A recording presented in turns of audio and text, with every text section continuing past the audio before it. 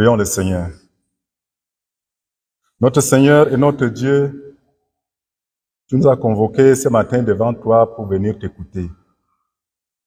Et en ce moment précis, notre Dieu, nous voulons disposer nos cœurs afin que tu nous parles et que tu donnes à chacun un esprit disposé pour pouvoir véritablement t'écouter.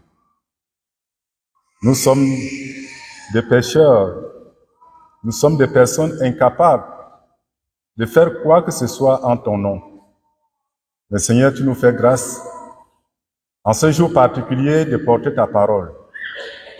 C'est pourquoi je te supplie de sanctifier mes lèvres afin que rien que ta parole ne puisse sortir de cette bouche et que tu donnes aussi des oreilles spirituelles à mes frères bien-aimés qui vont écouter cette parole. Donne-nous d'être dans un même esprit et que ton Esprit Saint travaille en nous au nom de Jésus-Christ. Amen. Bien-aimés, chers frères et sœurs en Christ, nous venons de suivre la lecture du livre de Genèse, tout le chapitre 37, qui a été lu par nos bien-aimés. Bien que le texte soit long, il est facile à comprendre et surtout que c'est un texte qui nous est familier. Chacun de nous connaît cette histoire de la famille de Jacob. Nous avons pris cet épisode de la famille de Jacob pour illustrer un mal qui rongeait particulièrement cette famille. Parce qu'à partir de ce chapitre, nous pouvons tirer une dizaine de thèmes que nous pouvons développer. Nous pouvons faire une lecture au premier plan, mais aussi nous pouvons faire une lecture au deuxième plan. Mais ce matin, je ne voudrais pas aller au deuxième plan, je voudrais m'arrêter au premier plan. C'est-à-dire que je ne veux pas voir à travers ces textes le plan de Dieu, mais je voulais regarder à l'aspect familial et de la scène qui se passe entre les enfants ou alors entre les enfants et leur père. On assiste donc, lorsque nous lisons ces textes, à une tension familiale. C'est dur, n'est-ce pas? Les enfants qui ne se comprennent pas. Parce que Jacob avait 12 garçons. Je ne compte pas les filles. Jacob avait 12 garçons. Et ce sont ces 12 garçons qui sont ici au centre de cette histoire. Donc c'était une famille nombreuse. L'histoire est partie, lorsque nous lisons ces textes, d'une tunique qui fait problème, parce que la tunique de départ que nous retrouvons au début du texte, on retrouve la même tunique à la fin du texte. Nous voyons Jacob, dans certaines versions, on dit Israël, qui signifie aussi Jacob. Israël qui offre une tunique à l'un de ses fils, nommé Joseph. Et c'est cette tunique qui est à l'origine de tout le problème. Et à la fin, on lui renvoie la tunique de son fils imbibé du sang de beaucoup. Quand nous parcourons ce texte, tout est fait. Et à chaque étape, il y a des ingrédients pour pouvoir alimenter cette haine. Et ce matin, le thème, c'est sous forme d'interpellation. ôte la haine de ton cœur. Ôte la haine de ton cœur. Lorsque nous observons la famille de Jacob, je l'ai dit tantôt, nous comprenons que les émotions ont pris déjà le pas sur la raison et sur l'amour. Les émotions ont pris le dessus sur l'amour qui devrait exister normalement entre les frères, entre les fils et les enfants. Mais il y a eu un tel désamour au point où la haine a plutôt pris place dans les cœurs. Lorsque je parcours le texte, j'ai identifié en réalité trois causes. Trois causes qui contribuent à alimenter davantage ce désamour ou alors cette haine dans les cœurs. Le premier point que j'ai identifié, c'est le favoritisme. Le favoritisme, oui. Au verset 3, on nous dit explicitement que Israël aimait Joseph, c'est-à-dire Jacob aimait Joseph plus que tous les autres fils, parce qu'il l'avait eu dans sa vieillesse. C'est cette faveur, c'est ce favoritisme que Jacob a accordé à son fils Joseph qui a alimenté cette haine dans les cœurs.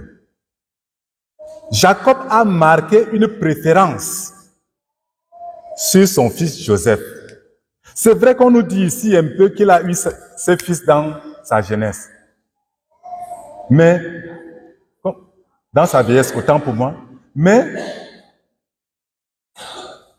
comme je l'ai dit au départ, c'est la tunique de départ.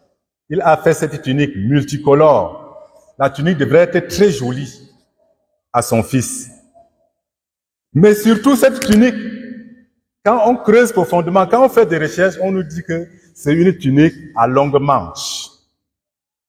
Et quand on rentre dans l'histoire, tunique à longue manche, on ne donnait pas à n'importe qui. Et c'est pas n'importe qui portait cette tunique. D'abord, ça te dispensait des tâches quotidiennes.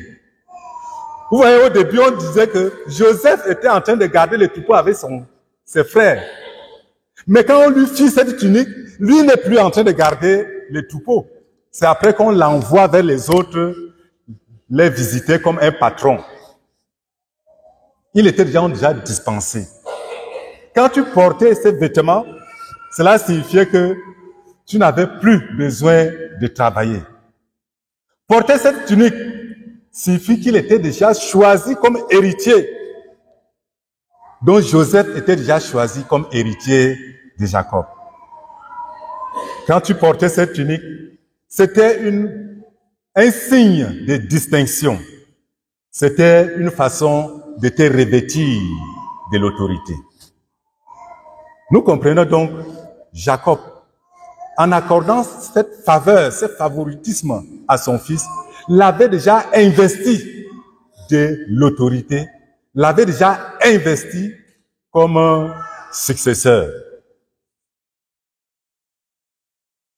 Le favoritisme. Le favoritisme.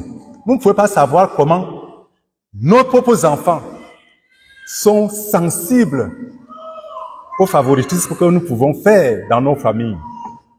Ils sont sensibles, ils voient. Et peut-être que nous avons déjà créé de la rancœur. Et même pour ceux qui sont adultes, il y en a qui ont grandi avec de la rancœur dans les cœurs, soit à cause de leur mère, soit à cause de leur père, qui faisait une différence entre les enfants. Il y en a même ici. Nous avons grandi avec cette rancœur. C'est resté dans nos cœurs. Nous n'avons jamais pu vider notre cœur parce que nous avons constaté que le père ou la mère avait une préférence particulière pour l'un ou pour l'autre. J'ai voulu me mettre au centre de leur conflit. D'abord pour me mettre du côté des enfants.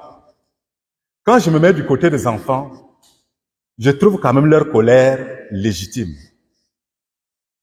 Légitime parce que normalement c'est l'aîné, ou alors parmi les aînés, dans cette tradition, qu'on choisit le successeur.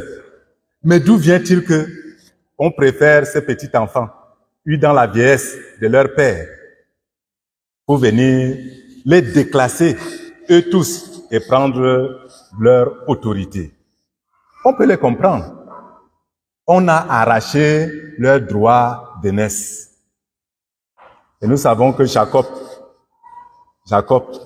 lui-même, il avait arraché le droit d'aînesse chez son frère, avec la complicité de sa mère. Je ne regarde pas le plan de Dieu. Je m'arrête à la situation familiale.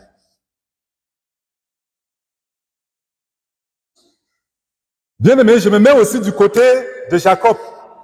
Et je dis que je comprends Jacob. Je comprends Jacob. Jacob est allé chez son oncle Laban pour prendre femme. Son oncle Laban, son oncle maternel, l'a fait travailler pendant 7 ans pour pouvoir avoir Rachel. Et après les 7 ans, on lui sert plutôt Léa, qu'il n'aimait pas. Mais comme c'est un monsieur téméraire, c'était un jeune garçon téméraire, il a dit que je peux encore travailler 7 ans si cela me permet au moins d'épouser Rachel. C'est comme cela qu'il a encore travaillé pendant 7 ans pour pouvoir avoir Rachel. Et il a eu. Après 7 ans, ça veut dire qu'il a travaillé pendant 14 ans. Et maintenant qu'il a eu cette femme de son cœur, cette femme qu'il aimait, et cet enfant est venu difficilement. Lisons Genèse chapitre 30. À un moment donné, Rachel n'avait pas d'enfant. Elle est allée même voir Jacob pour lui dire que, mais comment je n'ai pas d'enfant? C'est là où Jacob est sorti de ses gonds pour dire, mais est-ce que je suis Dieu pour te donner un enfant? Si tu es stérile, est-ce que je suis Dieu pour te rendre stérile? Je paraphrase un peu. Mais nous voyons qu'après, l'histoire nous montre que Rachel enfante donc Joseph. Et c'est Rachel qui lui donne le nom. Joseph qui signifie Dieu ajoutera. Dieu ajoutera.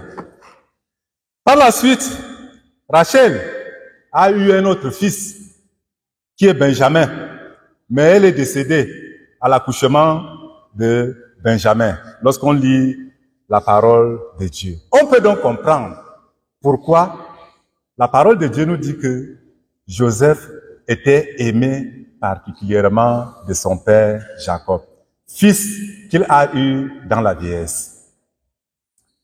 En tout état de cause, que l'on se mette du côté de Jacob ou que l'on se mette du côté des enfants, le résultat est désastreux. Dans la famille, le résultat est désastreux. Bien-aimés, chers frères et sœurs, le père ne doit pas faire de favoritisme. La mère non plus. Les parents, nous ne devons pas faire de favoritisme ou alors de la différence entre nos enfants parce que ça crée le désastre dans les cœurs des enfants. Deuxième ingrédient, c'est l'arrogance de Joseph. C'est comme ça que je vois la chose. L'arrogance de Joseph. Comment se manifeste l'arrogance de Joseph? D'abord, lui, il rapporte tout ce que les frères se disent entre eux à son père. Surtout ce qui est mauvais. Il est devenu un peu comme l'indic de son père. Donc tout ce qui est mauvais, quand les enfants se réunissent entre eux, ils font leur divers, lui il prend ce que les autres ont dit, il vient rapporter à son père. Voici le premier élément qui montre aussi son arrogance, l'attitude d'un fils gâté qui vient tout dire au père. La deuxième chose qui montre, qui illustre son arrogance, c'est qu'il vient raconter tous ses rêves à ses frères.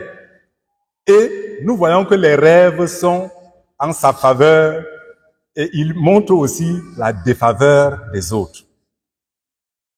Que c'est lui qui sera leur patron, que je serai telle ou telle chose. Et quand le Père a déjà donné encore la tunique, les autres sont en train de voir l'accomplissement de ses rêves.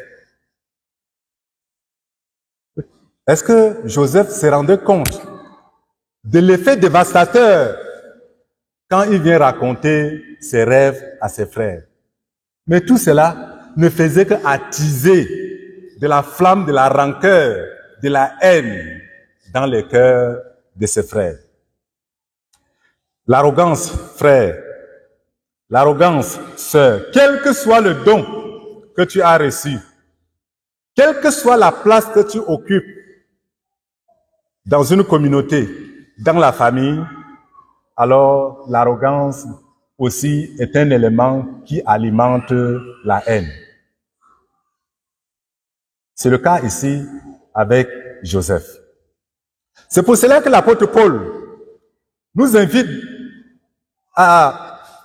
dans Philippiens chapitre 2, verset 3, ne faites rien par esprit de parti, ni par vaine gloire, mais que l'humilité vous fasse regarder les autres comme supérieurs à vous-même. Que chacun de vous, au lieu de considérer ses propres intérêts, considère aussi les intérêts des autres. Troisième élément, la jalousie. Vous allez dire que c'est évident. Oui, la jalousie est l'un des ingrédients qui alimente aussi la haine dans les cœurs. À cause de cette préférence, à cause de cette position inférieure que les autres voient, ils ont nourri maintenant de la jalousie envers leurs frères. La jalousie ronge l'intérieur des cœurs. La jalousie nous pousse à des comportements extrêmes. La jalousie fait donc installer la haine dans les cœurs. Chers frères et sœurs, ôtons la haine de nos cœurs ce matin. Comment se manifeste donc? Deuxième point, comment se manifeste cette haine? Ou alors, quelles sont les conséquences de cette haine? Lorsque nous relisons toujours le texte, c'est-à-dire Genèse chapitre 37, j'ai identifié 3 éléments. Premier élément, la haine nous pousse à méditer le mal. Nous voyons ici que les frères de Joseph, ont médité même le meurtre. Ils ont dit, le voilà venir, maintenant on va finir avec lui. La haine nous pousse donc à des positions extrêmes, à causer le meurtre, à tuer le frère ou à tuer la sœur. Vous allez nous dire que vous n'êtes pas arrivé à cette extrémité. Vous l'avez fait dès lors que vous avez eu cette intention. L'intention valant l'acte. Ils méditent donc une violence extrême. Ils pensent que, en réalisant, ou alors en tuant leur frère, ça va donc faire annuler la réalisation du rêve de leur frère. C'est lui de pouvoir les dominer. C'est lui d'être leur patron un jour plus tard. Donc, mais nous voyons que Dieu a eu à incliner le cœur de l'un d'eux. Dieu a eu à incliner le cœur de Ruben, qui est l'aîné du fils de Léa, qui dit que non, ne faisons pas ça. Ne faisons pas ça. Dieu a donc incliné le cœur de l'un des frères. Deuxième manifestation, la haine a poussé les frères de Joseph à lui retirer même sa dignité. Qu'est-ce qui faisait sa dignité? C'était cette tunique. Ils ont enlevé ce qui faisait sa dignité. Et c'est la même chose. Lorsque tu es en conflit où la haine est remplie dans ton cœur, tu cherches toujours à humilier l'autre, à lui retirer tout ce qui est de digne en lui. Tu cherches toujours à l'humilier même devant les autres pour qu'il ne soit plus rien. Tu cherches à le bannir ou alors à le tuer moralement. Troisième élément, la haine pousse à fermer le cœur. Sinon, comment comprendre? Ils ont fermé le cœur. La Bible nous dit dans ce passage, ils sont capables de manger du pain et de boire. Lorsqu'on l'a jeté déjà,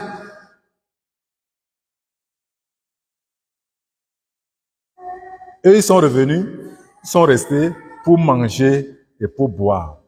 Donc leur cœur était déjà fermé. Fermé. Ils ont fermé leurs oreilles aux supplications de Joseph. Vous pensez que Joseph a accepté être jeté simplement dans la citerne là comme ça? Sûrement, il les a suppliés. Il les a suppliés. Il s'est même peut-être mis à genoux pour leur demander que pardon, ne faites pas ça. Mais leur cœur était déjà bloqué à cause de cette haine qui était déjà remplie dans les cœurs. Le cœur de l'homme est dur. Mais comment qualifier ce cœur lorsqu'il nous arrive à persécuter notre propre frère? Je dis que la situation n'est pas singulière à la famille de Jacob. Parce que beaucoup ici sont des victimes de la rancœur de leurs frères, de leurs sœurs. Ils en vivent même encore. Mais il faut se libérer de cette rancune. Nous verrons le comment à la troisième étape.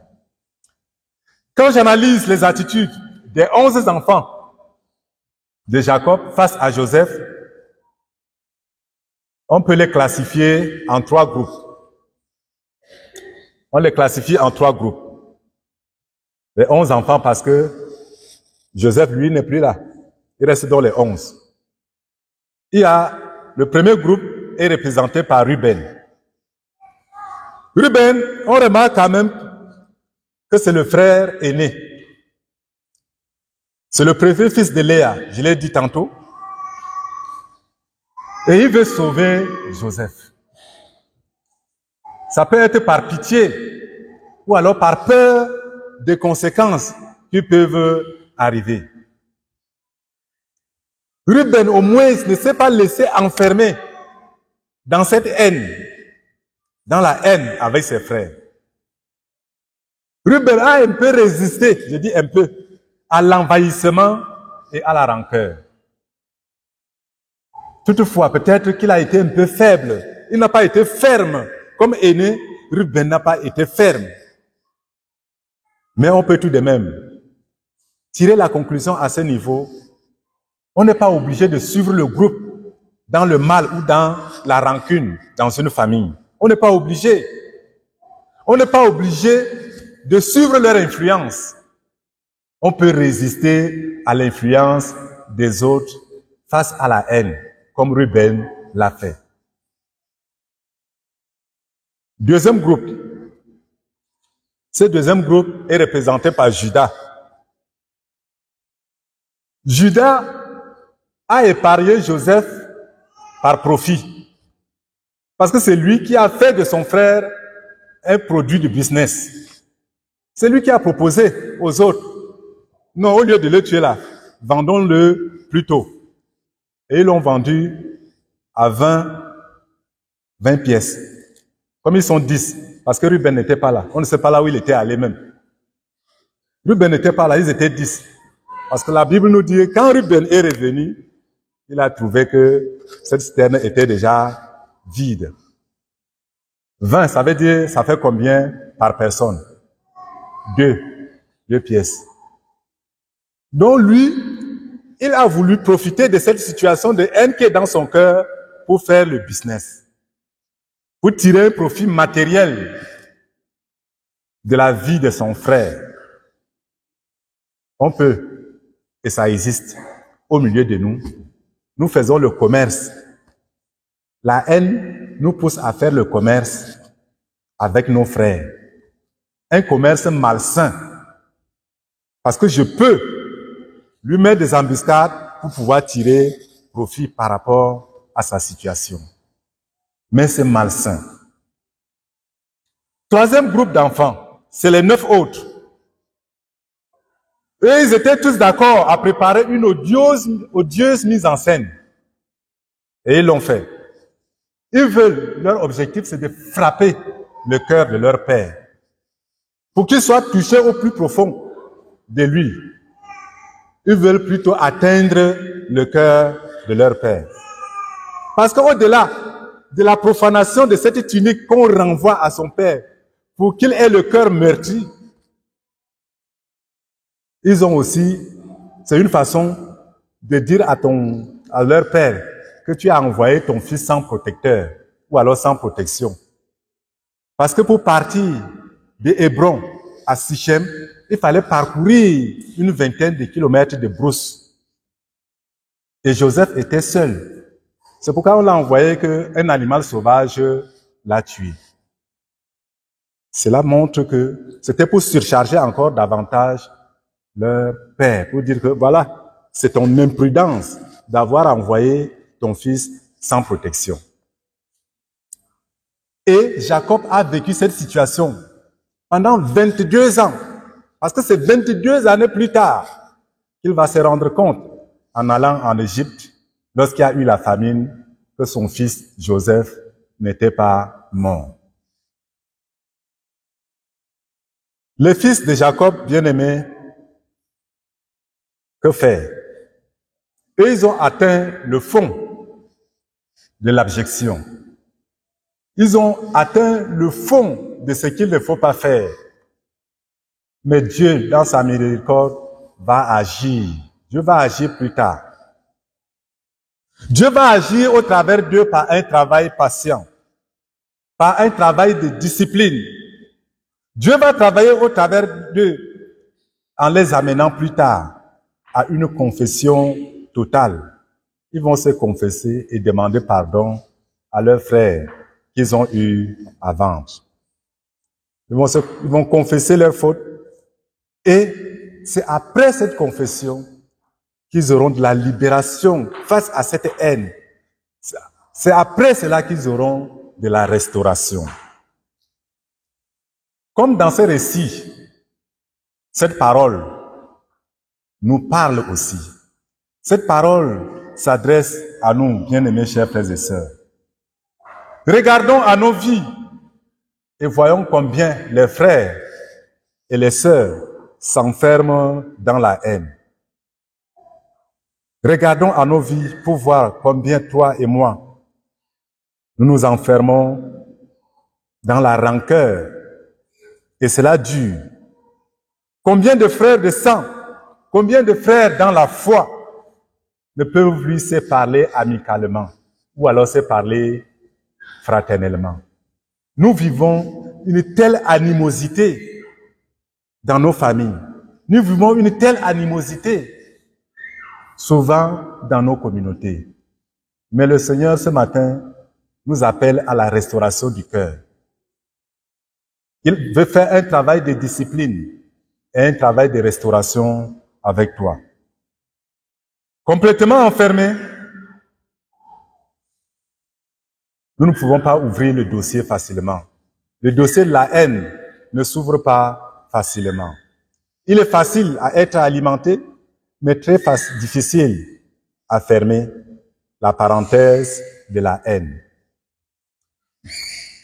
Le fils de Jacob, avec le Seigneur, ce matin, je nous invite, pendant quelques secondes, à réfléchir aux zones de tension que nous avons dans nos vies.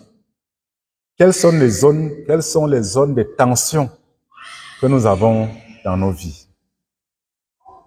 À la maison, dans le lieu du travail, au sein de la famille nucléaire, la famille proche, ou même la famille éloignée, ou dans la communauté. quelles sont tes zones de tension? Je nous propose de les présenter à Dieu. Dans la prière, de présenter ces zones de tension à Dieu et de s'engager à se mettre pour être hors de ces zones de tension, pour rejeter ces tensions nées de la haine qui habitent nos cœurs, pour que nous soyons des artisans de la paix, pour que nous soyons au moins un Ruben qui ne s'aligne pas derrière le complot des autres. Que le Seigneur nous aide à extirper les racines de la haine de nos cœurs. Amen. Nous remercions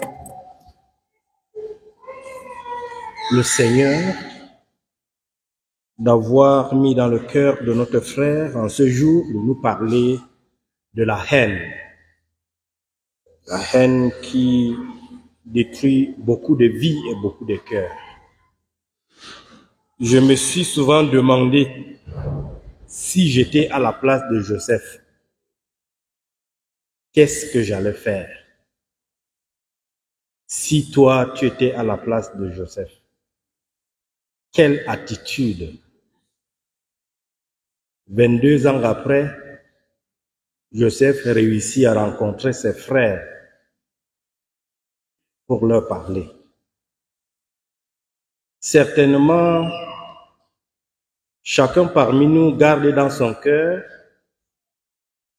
ce que son cousin lui a dit il y a 20 ans, ce que sa sœur lui a dit il y a 30 ans, ce que son frère,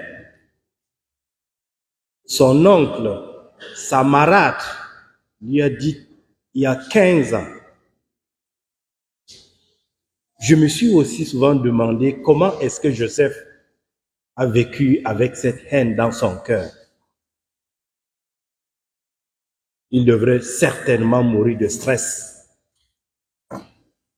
Vendu par ses frères, après avoir écouté tout ce qui s'est passé en brousse. Il devrait avoir beaucoup de la haine dans son cœur. Et 22 ans après, lorsque Joseph rencontre ses frères, écoutez un peu ce qu'il dit à ses frères. Dans Genèse chapitre 45, Joseph dit à ses frères, « Approchez-vous de moi. » Et ils s'approchèrent. Il dit, « Je suis Joseph, votre frère, que vous avez vendu pour être mené en Égypte.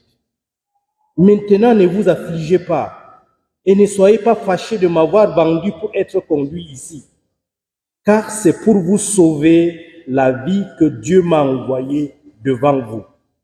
Voilà 2 ans que la famine est dans le pays, et pendant 5 années encore, il n'y aura ni labour, ni moisson.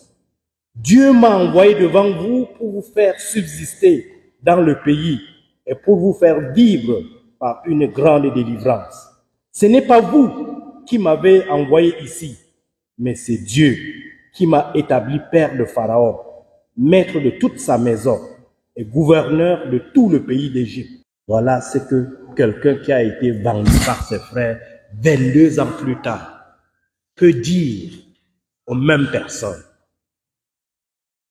Qu'est-ce que moi je vais dire quand je vais rencontrer ma marâtre prochainement, quand je vais rencontrer mon cousin, quand je vais rencontrer mon frère?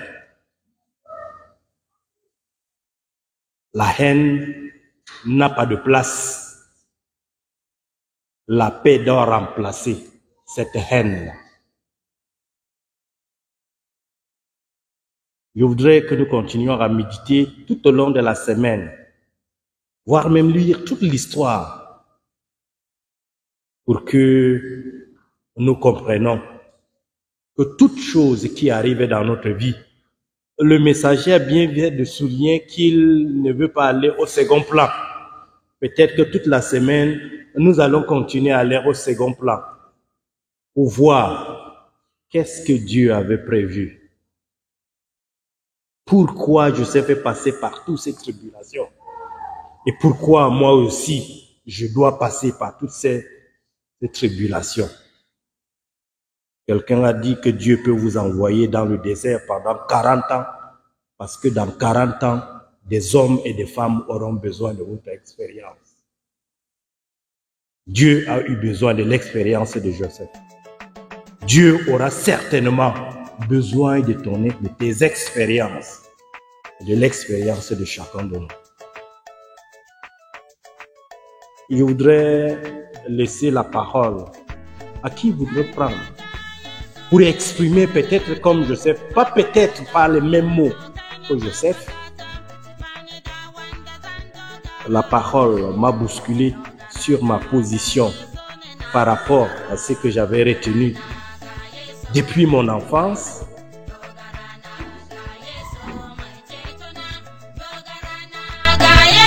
Zando